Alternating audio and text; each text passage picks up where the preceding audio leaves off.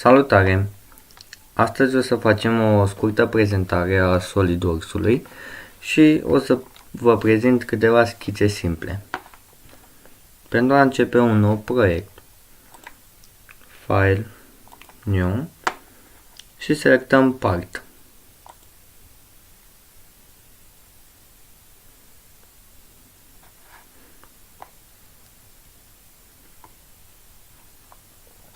Avem aici 3 planuri pe care putem să începem fiecare piesă. Și în funcție de orientare ne alegem planul.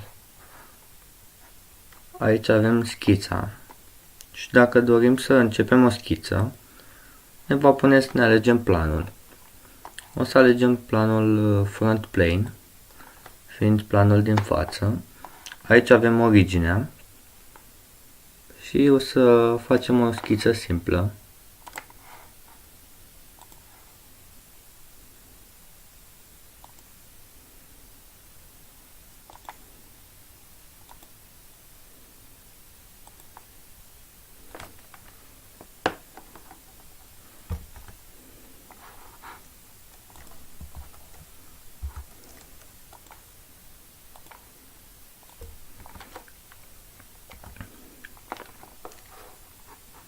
Acum că avem schița, putem să modificăm dimensiunile fiecarei linii de aici.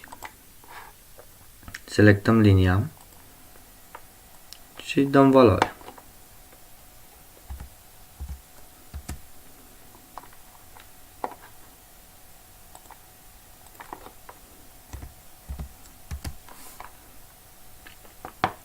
Sau putem pur și simplu selecta cele două puncte,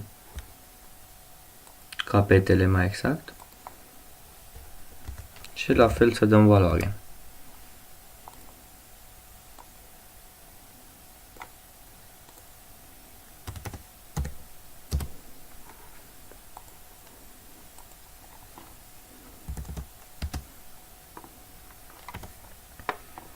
Acum că avem schița gata, se vede că este fully defined și s-a făcut conturul negru.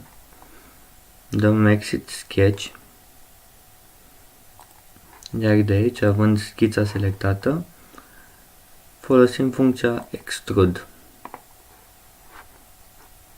Iar aici selectăm cât dorim să o facem de mare. De aici putem pune schița și la mijloc.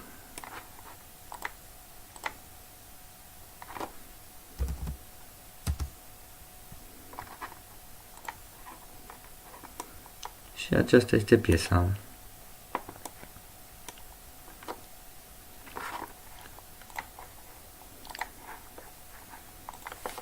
O să facem acum altă piesă, pe același principiu. Selectăm planul, click dreapta și Sketch. Pornim din origine. O să facem un triunghi, iar apoi îl cotăm.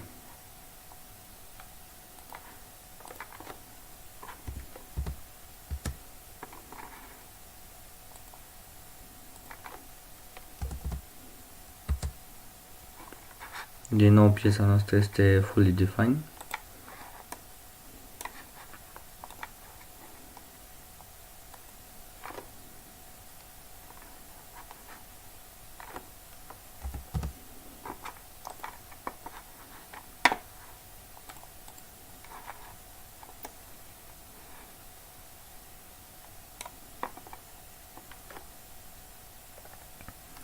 Acum să facem și un cilindru. O să facem pe top plane de data asta.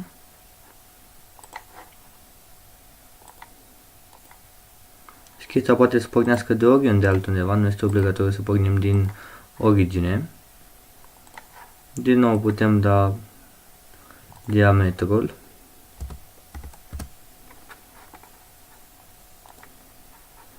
Și să le dăm Extrude.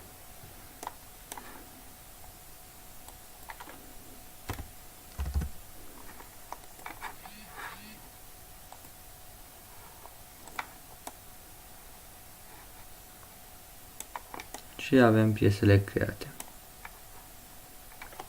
Dacă v-a ajutat acest videoclip, vă rog să dați un share, like sau un subscribe.